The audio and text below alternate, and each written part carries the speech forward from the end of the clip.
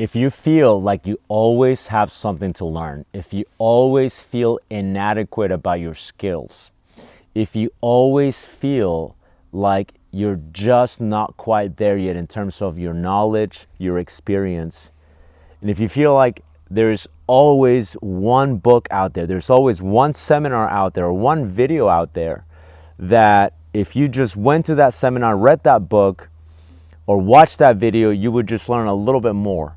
And if you just bought that course, you'd learn a little bit more. If you feel like you're always chasing the level of experience that you need to have to feel adequate about your skills, there is a problem that is not related to your actual skills. What is happening is you feel inadequate. You feel like the forever student. Okay, I'm going to explain to you why this is not the right frame of mind to be in. Look, I don't know how long you've been training dogs. Maybe you've been training dogs for a year, okay? Maybe you've been training dogs for 5 years, 2 years, 15 years. But let's say you've only been training dogs for 1 year. I want you to remember what it was like when you were on month 2. Remember when you were just training dogs for 2 months. And if you can go back to that, go back to how you actually felt about yourself, probably very inadequate. And that makes sense. You've only been doing it for a couple of months. You're just learning how to handle a dog. And now fast forward, you've been doing this for about a year. Well, would it not be an accurate statement to say that from month 2 to where you are now, if you've been doing it for a year, wouldn't it be accurate to say that you are several times better? Of course, right? You're at least 6 times better than you were. Well, if you are about 6 times better than you were, if you've gained all this experience, an additional 10 months of working with dogs, wouldn't you feel then like you are a little bit ahead than when you were? And the answer is obviously yes, right? You feel like you actually are much better. But here is the problem. A lot of you guys have been doing it longer than that. And a lot of you guys that I talk to, you are a little bit too harsh on yourself. You're a little bit too critical on your abilities and your skills. When I see some of the people that are the most self-critical, they actually tend to be very skilled. They do amazing with their dogs. Yes, there's always deficiencies. There's always gaps. But the thing is, you're never going to be at 100%. Absolutely will never happen. You're never going to be at a point where you have trained every single dog that has ever existed and will ever exist. There's no way that you've seen every dog out there in the world today, okay? There's no way that you've seen every single behavioral problem there is out there in the world today. You have not. There's no way that all of these things have happened. If you've experienced all of those, if you've worked with every single dog that exists in the world today, then maybe we could say you are maybe at 100%, maybe at 99.9%. If you've trained every single dog that's ever existed in the history of humanity, you could say, okay, maybe you're at 100%. But of course, both of these scenarios are impossible, which means you will never get there. Okay, so what you need to do is on your trajectory, on your climb up to the level of expertise that's going to take you a year from now, 5 years from now, 10 years from now, you need to have this healthy self-image that you actually know what you're doing. Because here's the problem, guys. Here's the big problem with the forever student. And I made a chapter on this. I wrote a chapter on this book, Info Every Dog Trainer Should Know. It's available on Amazon. Now, when I wrote this, I was a little bit too critical of different things here. I'm more mature now. Some of the language that I used here was a little bit immature. but it's still good. Okay, I read it just now. I'm still very much in agreement of this, so I'm not backpedaling in the least. My choice of words would have been a little bit different, but here's the thing: as you climb to that level of expertise that you're going to have, you have to realize that right now you know way more than you did whenever you first started. Okay, as a matter of fact, the person you were, the trainer you were when you first started, would be looking at you today, how you are now. Okay, this person right here, day one, would be looking at who you are today, and this person from day one would be amazed at everything you know. Okay, this person right here would go to you and go, could you please teach me how to do this? And you would actually be able to teach this person, okay, from day one, the person that you are, right, from day one. If you were to go back into the past, you'd be able to teach yourself a lot. You would seem so wise to this person, so incredibly knowledgeable to this person, that it will blow your mind. But you forgot about that, right? You don't realize that you actually know way more than you think you know. And so here's what happens. The person you are at, on day one is always trying to learn, which is a good skill. I'm not knocking that. This is a good thing to have. You should always want to learn more. But I'll tell you where the problem lies. What you do is, whenever you are the trainer, you look at everybody else who trains dogs as though they are gods, right? You look at them as like, oh my God, like the level of experience they have. I wish I had even an ounce of that. So what you do is you buy their books, you watch their videos, you go to their seminars, you go to their schools to try to get a fraction of what they know, which is good. And then as you do that, your experience and your knowledge starts to climb. Right now you're 6 months into your journey, a year into your journey. And so as you do that, you then find other people and you go, I need to learn from that guy. I need to learn from that lady. I need to learn from this guy. I need to learn from these people. And so you watch their content, you buy their courses, you go to their seminars, you go to their schools, you read the books, and which is all good. But then as you do that, you also keep climbing in knowledge, experience, right? But you don't realize it because in your mind, you're still here. In your mind, you're still at day one.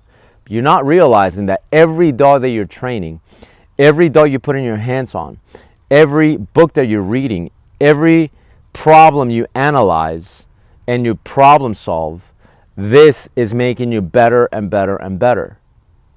The more hands you put on the dogs, the better you get at it, right? You just don't think of it that way because it's not sexy. When you're training the dog, you didn't pay, $10,000 to train that dog, right? You didn't travel across the state to go train that dog for 2 days, right? You didn't sit down and watch a video.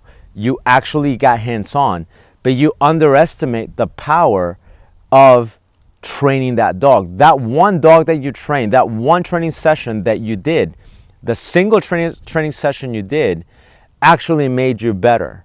Okay, it made you more experienced. It gave you more experience. Actually added to your ammunition of wisdom. You just don't realize it because it's not sexy. And the problem here is this. I wouldn't have a problem with people wanting to constantly learn. The problem is this. When you're here, yes, a lot of people know way more than you do. But as you start to climb, here's an interesting thing that happens. As you start to learn more and gain more experience and wisdom, you don't realize it, but people from the outside realize it.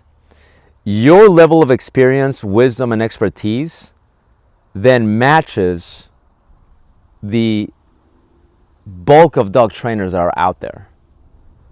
So now you are actually at their level. Okay, you are actually now at their level. Because here's the thing, a lot of dog trainers are stagnant. They're pretty happy with how they train dogs. They see how they do things. They're like, this is the only way I want to do it. I'm done with it. This works for me. I'm done with it. Which there's nothing wrong with if it's a good system. But a lot of people don't do that. A lot of people don't follow a good system. They just go, this is good enough for me. I'm going to stay here. But you don't realize, right, that as you gain all this experience, because you're thirsty for knowledge, you're just such an avid learner, you eventually get to the point where your wisdom and your knowledge matches that of the bulk of the industry. Maybe not your experience, right? The guy that's here, maybe he's been doing it for 15 years, 20 years. And maybe you've only been doing it for about, maybe 5 years. But in terms of wisdom and knowledge, you might be at the same level as this guy. Your experience, which is different, experience is basically your miles, right? In terms of miles and experience, yes, you're down here, but your knowledge, your wisdom, that is probably right there at the same level with a good chunk of the industry right now. But the problem is this: you feel like you're still inadequate, you still feel like you're down here, and then you keep learning from these mediocre people. I know I sound critical, but that's a reality. Okay, a lot of dog trainers are just okay. They're just mediocre. They're probably wonderful people, but they're just okay. And so what you do is, in your mind, you think there is no freaking way I could possibly be at their level, but in fact you are. And then you start learning from these okay trainers. And then you start going there. But don't realize that just because they've been doing it for 15, 20 years, and you've only been doing it for 2 or 3 or 5 or maybe 10, you don't realize that you probably, yes, you could learn something from everybody. That's what they say. But you're not actually learning a lot. You're more seeing different approaches, okay? Like, if I know how to cook a pretty damn good fried rice, I'm amazing at making fried rice, and I've made it with my own recipe, and everybody who tries my fried rice is freaking, they love it. They're like, man, this is the best fried rice ever. Like, how do you do it? And I'm like, well, I just started experimenting, and I've read a couple of books, watched a couple of recipes, and this is how I do it. Wonderful. Well, if I go, man, my fried rice can't possibly be better than this guy that's been cooking for 30 years. Okay, so I'm going to see how he makes it. But it's not like his is better than mine. A lot of times what might be is he just does it different. And so I'm like, okay, you do it different. How does this guy make it? He makes it different. How does this lady make it? She makes it different. Okay, wonderful. So I'm looking at different approaches, different ways of doing it. It doesn't necessarily mean that they know way more than I do. They're just doing it in a different way. So when you are learning and you're like, oh my God, these guys are amazing. Yes, they might have some more wisdom in certain areas, but you're not actually that far off. Okay, at some point, you have to turn inwards, and you have to go, how do I, as an individual, problem solve, right? How do I brainstorm this problem right here? How do I actually work through this? Given everything I know, okay? Given everything I know, how does that fit into this particular dog? Well, what do I need to do is I need to experiment. I need to put hands on. I need to go, I have a thesis here. I have an idea that maybe if I do this, maybe this will lead to that. So what do? You execute. You get there and start doing it. You do it and you realize, no, that didn't work. Okay, let me try something else, and I'm going to try that. And it might be another one of these, no, that didn't work. And then you try something else. And then you'll realize every mistake that you make actually leads you to the right answer. You actually get better as you make more and more mistakes. But the problem is you don't want to do that. You just want the easy answer. And you feel like the easy answer is somebody's got to know how to do it. I don't know how to do it. There's no way I'll know how to do it. Somebody else has to have the answer. So you go there, right? And you read their books, you watch their videos, you go to their seminars, and you'll get like these techniques.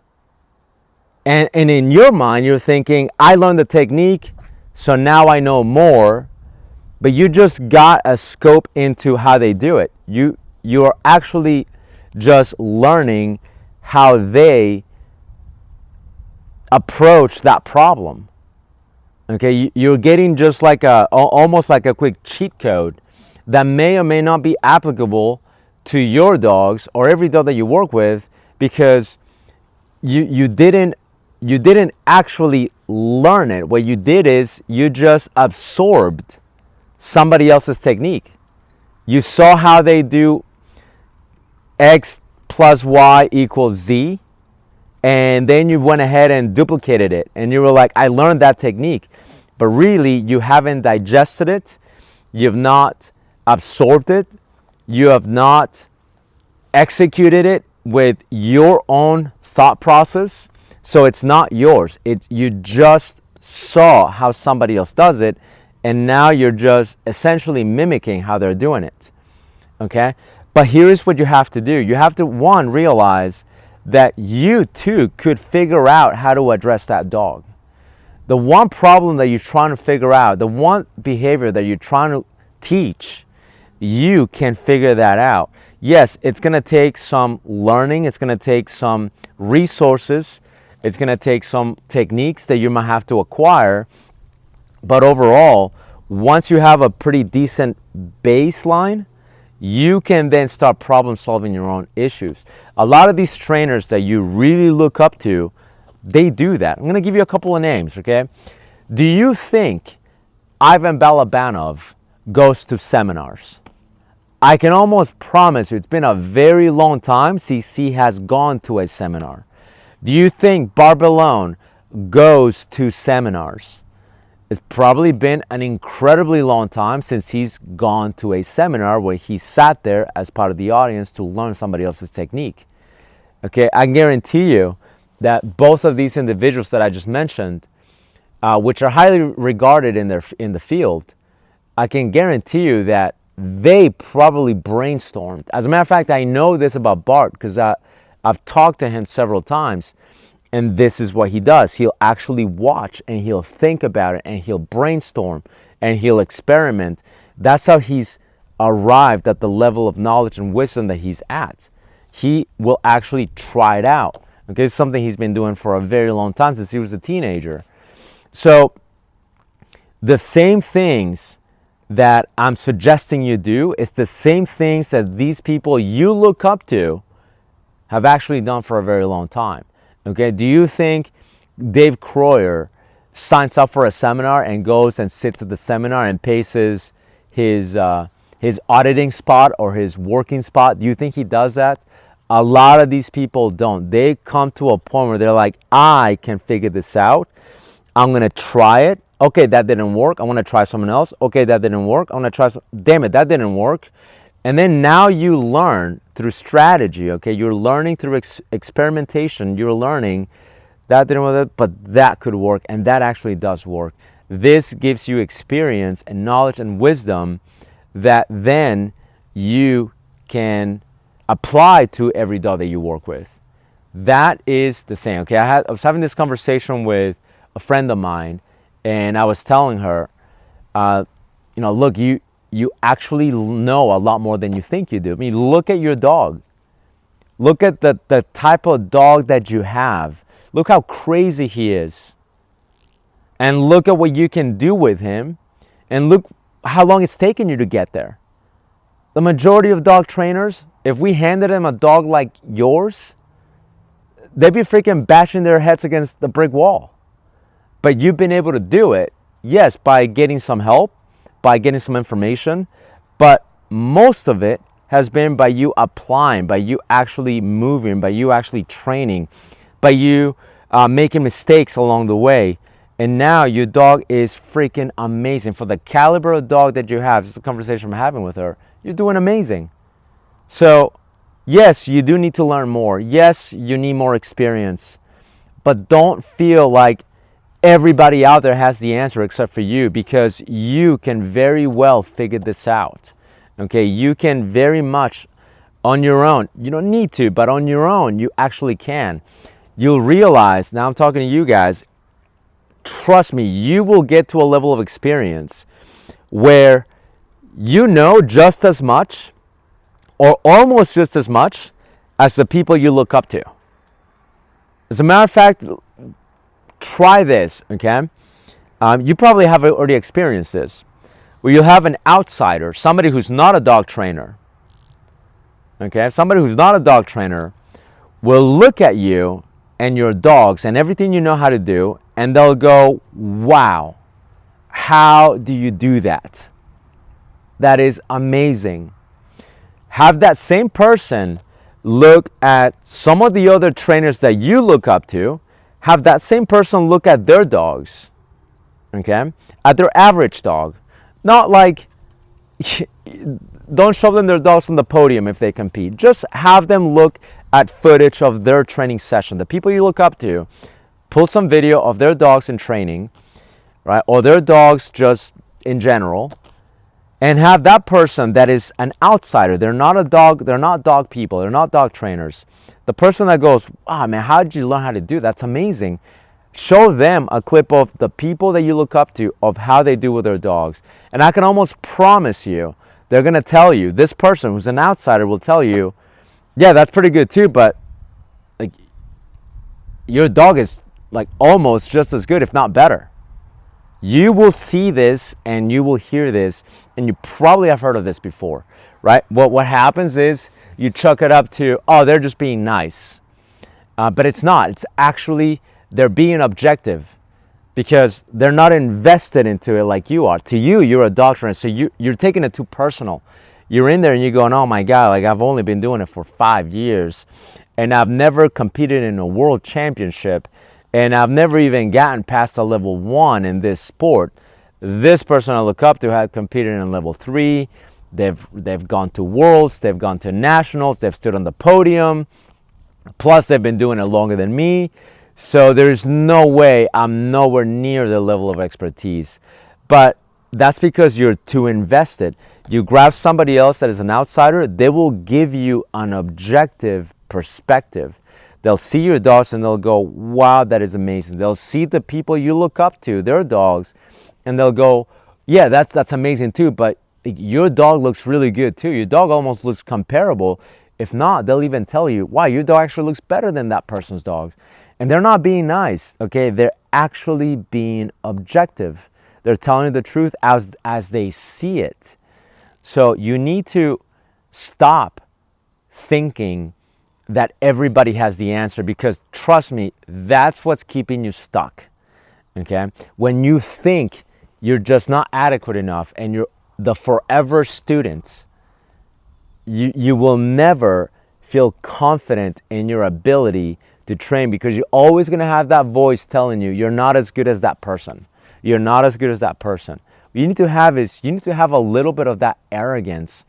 And keep it within, right? Don't be an asshole, but keep a little bit of that arrogance within. It's your voice. Nobody needs to hear it. It's your own thoughts. You need to advertise it to the whole world. But think to yourself, no, if anybody can figure this shit out, it's me. I can figure this shit out. I am the best trainer there is. It could be a total lie, but you are actually in a much better position to learn more and be more creative with your approach when you have this healthy self-image that you can figure it out, as opposed to thinking to yourself, I'm just awful at this. I'm horrible. I don't know how to do this. I bet you that person has the answer. I need to go pay them freaking $500 so that I can see them for 2 days so they can talk to me for 5 minutes total. That's what I need to do, and maybe I'll learn something. And it's, of course, ridiculous, okay? First of all, you go to a 2-day seminar, you're going to get some good information, but it's not as great as it's cracked out to be. Okay, I promise you this. I've been to seminars. Nothing against seminars, nothing against the people that do the seminars. But the reason I don't do seminars, I have a bunch of people tell me, do you seminars? You should do seminars. I don't do them because, look, if I go to a place for 2 days and I got 10 people gathered, 15, 20 people gathered, 5 people gather and they bring me their dogs. I don't know these people. I don't know them. No idea who they are. I don't know their dogs. They're gonna show me their dogs for 2 minutes, right? They're 2-year-old dogs. They're gonna tell me, yeah, I'm having problems with this. I'm gonna see the dogs for 2 minutes, and I'm gonna presume that I know everything there is to know about that dog. No, of course not. I'm gonna make some educated decisions, and I can definitely help them out. Okay, I can definitely give them some techniques that they probably have not tried. But is it going to be long term? No, until that person absorbs the information that I have, until that person actually applies and executes, trust me, that dog is going to be the same. That team is going to be the same. And I know this because I fucking see it all the time. I know people that they go to every seminar they can go to.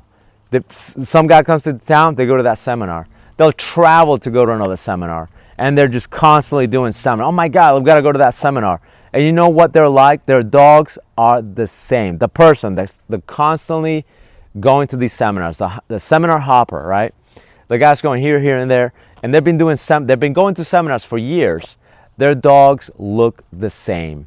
Their skill is not a whole lot better because they're just trying to get quick answers. They're trying to go, that person has got to have the answer. And then what happens is you end up looking like you're incompetent. You actually feel like you're incompetent because you're like, man, I've been to 5 seminars. I'm not that far off than I was, before I started going. Not only that, but you go to the next guy for the seminar. The next guy gets an ego boost because they're like, oh, you've been to 5 seminars. Well, this is seminar number 6 and your last seminar, and I'm going to give you the answer. Okay? And so again, and then you're back to normal. Like, yes, you're going to gain some techniques, some knowledge, but it is not what you think it is. It's not going to give you what you think it is. For that, you need to really look inwards. You really need to troubleshoot. You really need to just have a little bit of confidence in yourself. And even if you're not good at it, just freaking go at it anyway.